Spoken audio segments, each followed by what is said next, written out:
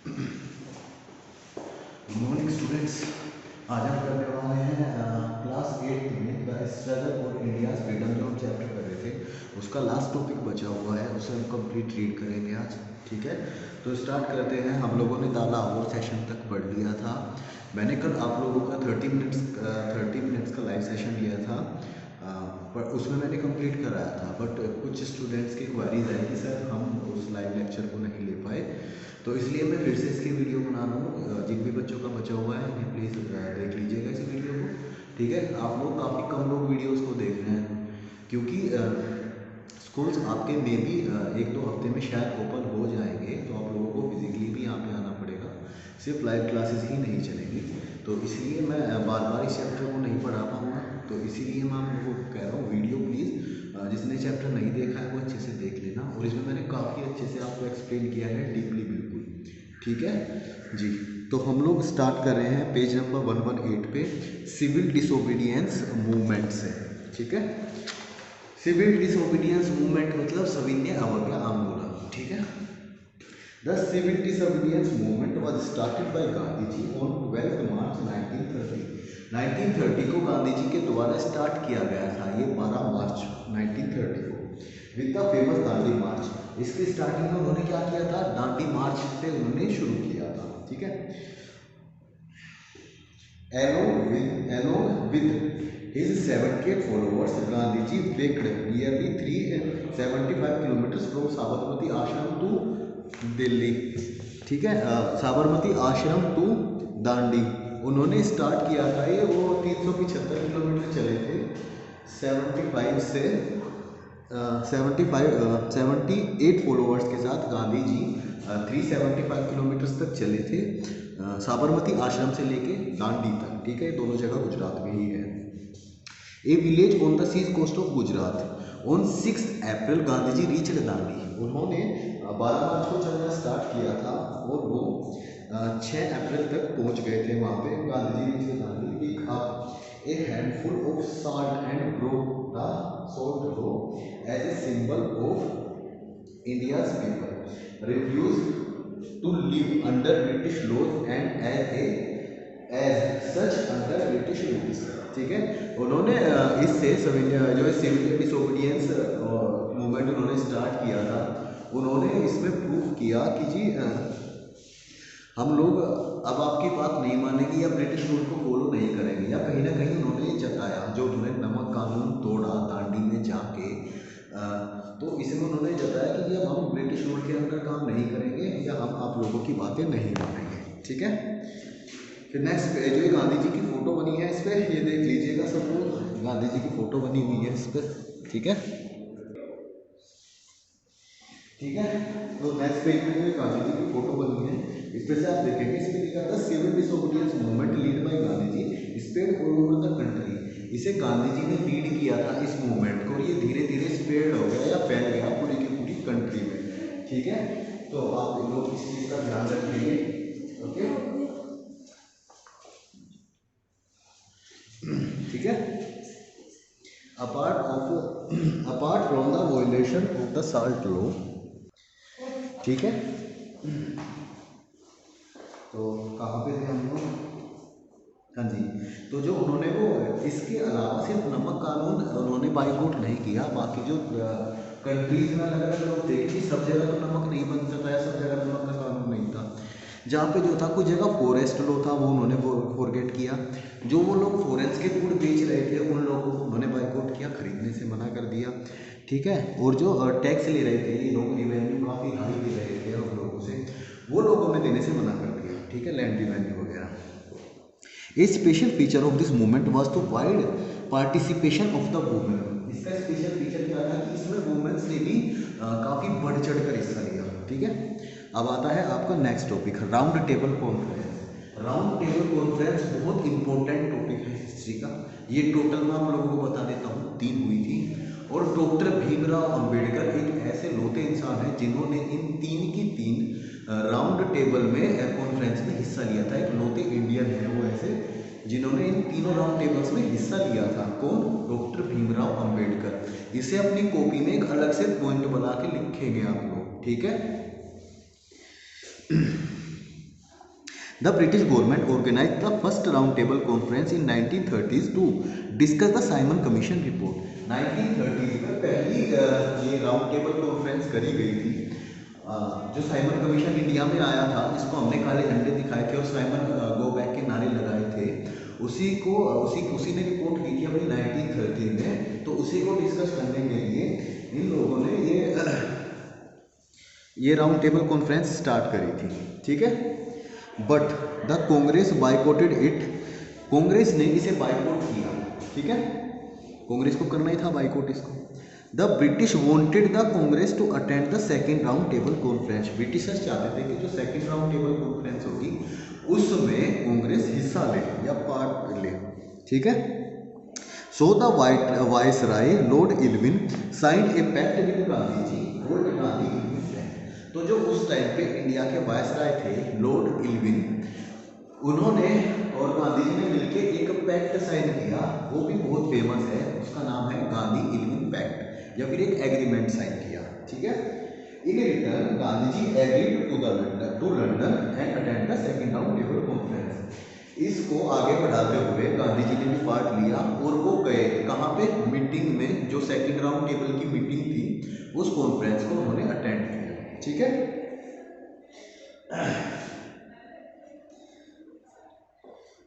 And after suspending the civil disobedience movement, उन्होंने एक तो वो मीटिंग अटेंड करी और जो दूसरा जो सिविल डिसोबीडियंस मूवमेंट जो चल रहा था, जो सविनय अवज्ञा आंदोलन चल रहा था उस टाइम इंडिया में, उन्होंने उसे भी सस्पेंड कर दिया या खत्म कर दिया या रोक दिया, ठीक है। But the conference failed because the British were not ready to accept any basic demand of the Congress. पर ये मीटिंग भी फेल हो गई क्योंकि ब्रिटिशर्स ने मना कर दिया था कोई भी बेसिक डिमांड मानने के लिए कांग्रेस की, ठीक है। On his return of India Gandhi ji resume the civil disobedience movement which continued till 1934। उसके बाद गांधी जी ने फिर से स्टार्ट किया जब वो वापस आए और सिविल डिसोबीडियंस मूवमेंट को, वो 1934 तक चला, बट फिर वो इतना कामयाब नहीं हो पाया क्योंकि जिस टाइम उन्होंने इसे वापस लिया था उस टाइम वो अपनी पीक पे था। और गांधी जी ने पैक्ट जो साइन किया था लॉर्ड इरविन के साथ, उन्होंने ये सोच के साइन किया था कि हमारा इसमें कुछ भला हो जाए, ठीक है, बट ऐसा कुछ भी नहीं हुआ था, ठीक है।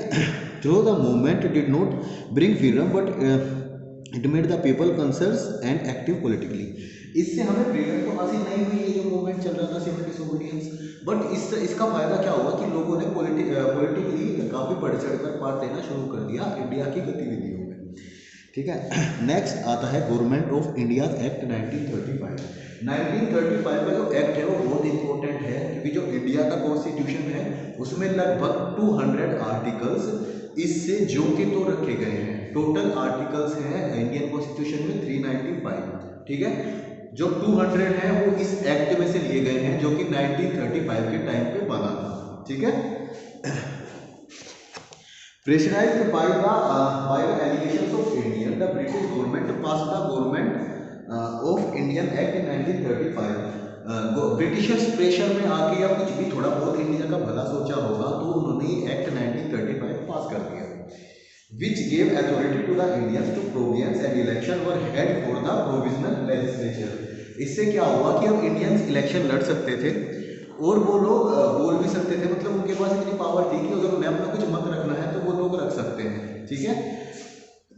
और इससे गलत क्या हुआ, इससे क्या हुआ फिर कांग्रेस ने जो है 11 प्रोविजंस पे इलेक्शन लड़े, 11 में से 7 प्रोविजंस वो लोग जीत गए, ठीक है। ये चीज याद रखना आप लोग, 11 में से 7 जीते वो लोग, ठीक है। The act tried to address the demand of Indians but fell short of this expectation। इस एक्ट से हमें लगा था कि इंडियंस की डिमांड सुनने के लिए ये बनाया गया है, बट ये थोड़े टाइम के लिए ही वो लगा हमें, ऐसा कुछ भी नहीं था, ठीक है। उसके बाद आता है India national movement during the second world war. फिर होता है second world war. Second world war में थे हिटलर जी, ठीक है। हिटलर को सब जानते हैं ना, जर्मनी के चांसलर थे, ठीक है। Resignation of the Congress minister, resignation दे दिया था कांग्रेस के मिनिस्टर्स ने। क्यों दिया था? लेजिस्लेटिव असेंबली से, जिसमें उन्होंने 7 सीटें जीती थी 11 में से।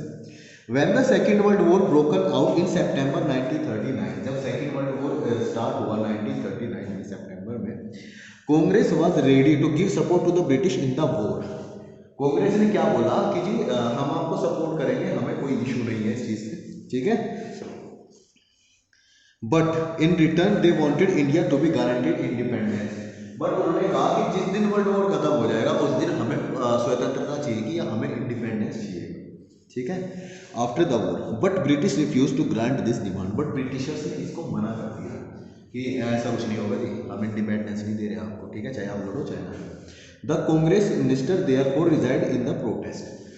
इसके बाद कांग्रेस के जो मिनिस्टर्स थे, जो लेजिस्लेटिव असेंबली में सिलेक्ट हुए थे, उन सब लोगों ने रिजाइन दे दिया, ठीक है। इसके बाद आता है failure of the Cripps mission. फिर इसके बाद आया क्रिप्स मिशन 1942 में, ठीक है।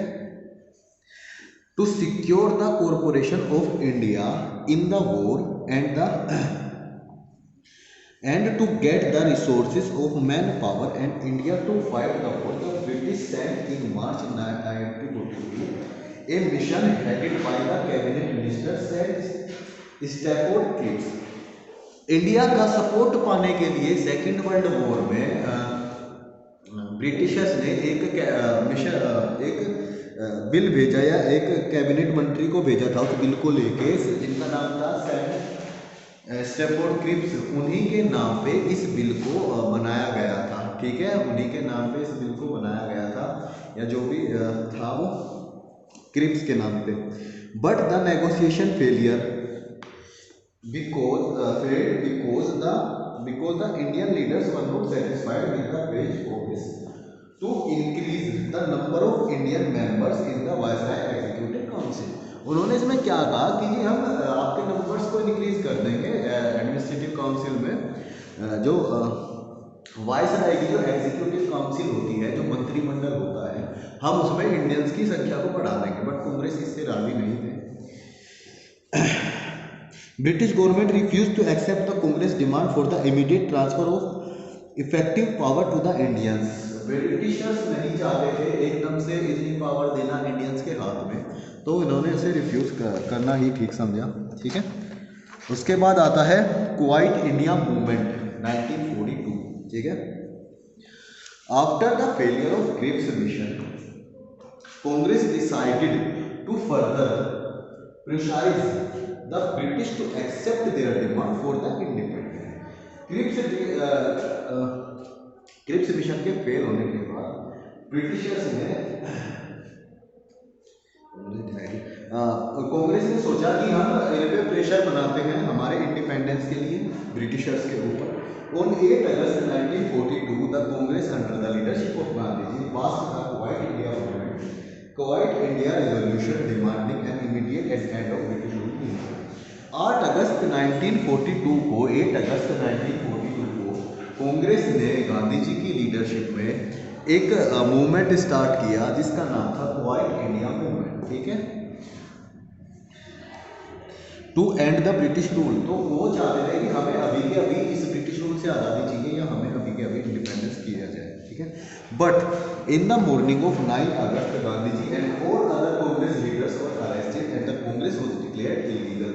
इसके बाद क्या हुआ कि गांधी जी को कांग्रेस के जितने भी लीडर्स थे उन सबको अरेस्ट कर लिया गया ब्रिटिशर्स के द्वारा, और कांग्रेस को एक इलीगल संस्था करके उन्होंने घोषित कर दिया, ठीक है। But the movement could not be crushed, but उससे ये मूवमेंट दबा नहीं, क्वाइट इंडिया मूवमेंट उससे दबा नहीं। ऑल ओवर द कंट्री का हड़ताल चलती रही, ठीक है, लोगों ने प्रदर्शन करना बंद नहीं किया। The people attacked the police station, post offices, railway station, etc. In many places, parallel government were set up. The British tried to crush the movement very fast. लोगों ने पुलिस स्टेशन पर हमला करना स्टार्ट कर दिया, post office पे start कर दिया, और ब्रिटिशर्स क्या चाहते थे, इसका एंड चाहते थे ब्रिटिशर्स, इसे चाहते थे कि ये जल्दी से जल्दी इसे वो क्रैश कर दे या जल्दी से जल्दी इसे खत्म कर दे, ठीक है। India national army and Subhash Chandra Bose, ठीक है, Subhash Chandra Bose one of the most powerful nationalist leader escaped from India during the period of organised and armed struggle against the British rule. He formed the Azad Hind Fauj. Azad Hind फौज के बारे में बताया गया है, INA और सुभाष चंद्र बोस के बारे में बताया गया है। सुभाष चंद्र बोस एक बहुत ही पावरफुल नेशनलिस्ट लीडर थे, मतलब देशभक्त टाइप के लीडर थे, वो काफ़ी पावरफुल थे। वो एस्केप करने में कामयाब हुए थे, इंडिया से भागने में कामयाब, निकलने में कामयाब हुए थे, ठीक है, ब्रिटिश रूल के टाइम पे। और उन्होंने सिंगापुर में जाके एक आज़ाद हिंद फौज की नींव रखी या स्टार्ट की उन्होंने, ठीक है, किस लिए, ताकि वो इंडिया को लिबर्टी दिला सके या आज़ादी दिला सके, इंडिपेंडेंस दिला सके, ठीक है। Subhash Chandra Bose inspired the people with his powerful words, give me blood and I will give you freedom. उन्होंने पावरफुल वर्ड्स क्या बोले हैं सुभाष चंद्र बोस ने, give me blood I will give you freedom, मतलब तुम मुझे खून दो मैं तुम्हें आज़ादी दूंगा, ठीक है। Subhash Chandra Bose popularly known as Netaji gave his followers the battle cry of Jai Hind. The INA joined the Japanese army in its march on India from Burma, ठीक है। However, when Japan was defeated in the Second World War, Japanese ने काफी बढ़ चढ़कर इसमें part लिया था आजाद हिंद फौज में। सुभाष चंद्र बोस को नेताजी बुलाया जाता था और उन्होंने ही जय हिंद का जो सैल्यूट है वो स्टार्ट करवाया था, ठीक है, जय हिंद जो हम लोग बोलते हैं ना, वो नेताजी सुभाष चंद्र बोस की ही देन है, ठीक है। हाउएवर उसके बाद क्या हुआ, जापान पे जब सेकेंड वर्ल्ड वॉर में हारा जापान, जब USA ने हिरोशिमा पर एटम बम गिराया था, उस टाइम पे जापान हार गया था, मतलब वर्ल्ड वॉर ऑलमोस्ट खत्म हो गया था, ठीक है। तो इन्होंने भी अपने कदम पीछे ले लिए थे, जापानीज ने ये इस चीज़ पे मतलब नहीं रह पाए, या फिर इन्होंने INA को सपोर्ट नहीं किया। However INA its later Netaji sets an impression example of patriotism before the people of India. But Azad Hind Fauj ने और INA में लोगों के दिमाग में बहुत ही पैट्रियटिज्म आइडिया का इंडियन से डाल दिया था, जिससे कि वो लोग काफ़ी अच्छे से अपना वो कर पा रहे थे, ठीक है, या फिर उन्होंने काफ़ी इंस्पायर किया था लोगों को। इसके बाद आता है India nationalism after the second world war. Second world war के बाद क्या हुआ, 45 में खत्म हो गया था, आज़ाद हुए हम 47 में, 2 साल क्या हुआ। After the second world war British release that they can not rule India for a long. Britishers को ये समझ आ गया था कि वो ज़्यादा लंबे समय तक इंडिया पर अब राज नहीं कर सकते।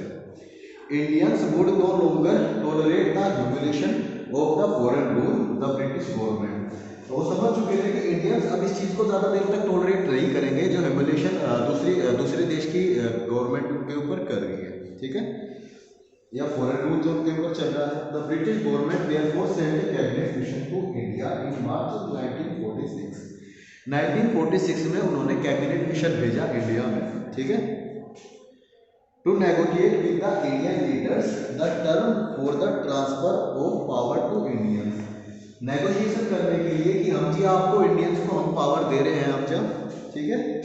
The cabinet mission suggest that India should be A federation while giving a large amount of autonomy to the provinces and states, but Congress and the Muslim League did not agree to certain aspects of the proposal. There was no option but the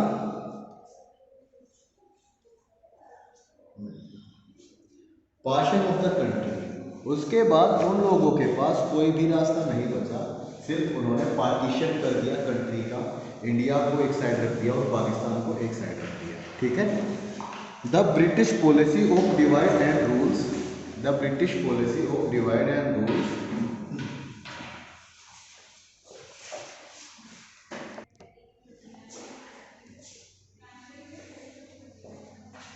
ठीक है। तो उनके पास कोई और रास्ता नहीं बचा, बस उन्होंने सोचा कि बस पार्टीशन कर देना चाहिए अब इंडिया को, ठीक है। The British policy of divide and rule had help in creating the rift between the Congress and the Muslim league. जो ब्रिटिशर्स का जो फॉर्मूला था डिवाइड एंड रूल का, उसने एक रिफ्ट क्रिएट कर दिया था कांग्रेस की और मुस्लिम लीग के बीच, ठीक है जी। In 1940, Muslim League passed a resolution demanding partition of the country and the creation of a new state called Pakistan. 1940 में मुस्लिम लीग ने पास भी किया था एक रेजोल्यूशन, वो 1940 से ही डिमांड कर रहे थे इसकी कि जी हमें एक अलग से मुस्लिम कंट्री चाहिए जिसका नाम होगा पाकिस्तान, ठीक है, yes state. After the failure of the cabinet mission, large-scale communal riots start in different part of the countries. इसे कैबिनेट मिशन के फेल होने के बाद पूरी कंट्री में काफ़ी रियोट्स होने लगे या काफ़ी दंगे फसाद होने लगे। On 16 August 1946, Muslim League launched the Direct Action Day to get Pakistan by brutal force. Muslim league ने डायरेक्ट एक्शन डे मनाया 16 अगस्त 1946 को। वो चाहते थे कि ब्रूटल फोर्स से हम पाकिस्तान बनाएंगे या लोगों की ताकत से या फिर मैं आदमियों को इकट्ठा करेंगे। This was followed by Mahatma Gandhi East Bengal and Bihar to check their labour force. ठीक है। Finally Lord Mountbatten the Viceroy of India announced that India was become a free nation and a new state of Pakistan will be created along with the free India and nationalist leader relevantly agreed the partition in order to bring to an end the terrible communal riots। तो फिर जो Lord Mountbatten था, उन्होंने कहा कि India को एक free nation declare कर देना चाहिए और पाकिस्तान को एक नया स्टेट बनाना चाहिए। ठीक है, इसलिए उन्होंने इसे डिक्लेयर किया।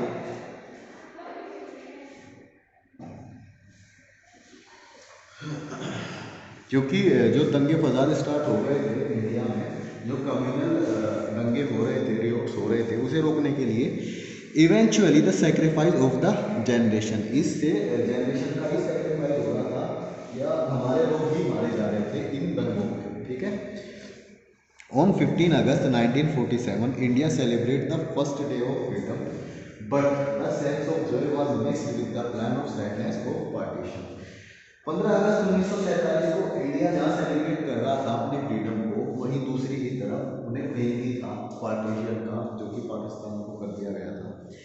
The sacrifice of generation of patriots of martyrs and for food in the history address the nation to the nation on 14 August 1947, Nehru put into a poetic words the feeling of the people of India when he said, "Long years ago we made a tryst with destiny, and now the time comes when we shall redeem our pledge, not wholly or in fully, of the midnight hour when the world sleeps.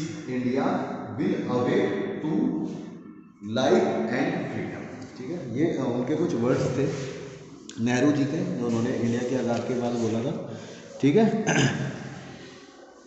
तो ये आप लोगों का chapter complete होता है यहीं तक। ठीक है, इसकी रीडिंग कंप्लीट करवा दी है मैंने। कल को इसका कंप्लीट आपका बुक वर्क सभी लोगों को इसका फाइंड करना है। अगर नहीं होता है तो कोई बात नहीं, मैं करवा दूंगा। और हम लोग सिर्फ लाइव सेशन में सिर्फ आप लोगों की प्रॉब्लम्स सुनेंगे। जिस दिन आपको प्रॉब्लम हो उस दिन मैं लाइव सेशन लूँगा, मतलब वीक में 2 बार में भी। ठीक है, और हो सकता है कि नेक्स्ट हफ्ते से इस चीज़ की नौबत ही ना आए, क्योंकि मे भी आपकी फिजिकल क्लास स्टार्ट हो जाएगी, स्कूल्स ओपन हो जाएंगे शायद बच्चों के लिए। ठीक है, तो अगर किसी को कोई भी प्रॉब्लम हो या कोई चीज़ समझ ना आई हो तो मुझसे पूछ लीजिएगा। ठीक है, तो आज इसे यहीं तक रखते हैं। बुक वर्क फाइंड करना, चैप्टर को रीड करना, किसी भी टॉपिक में कोई भी दिक्कत हो मुझसे बेफिक्र होकर मुझे मैसेज कर देना अपना नाम लिख के कि सर ये टॉपिक समझ नहीं आया। Okay, I will make a video या फिर लाइव पे मैं आप लोगों को समझा दूँगा। ठीक है, तो आज से यहीं तक रखते हैं। ओके, बाय बाय, ठीक है।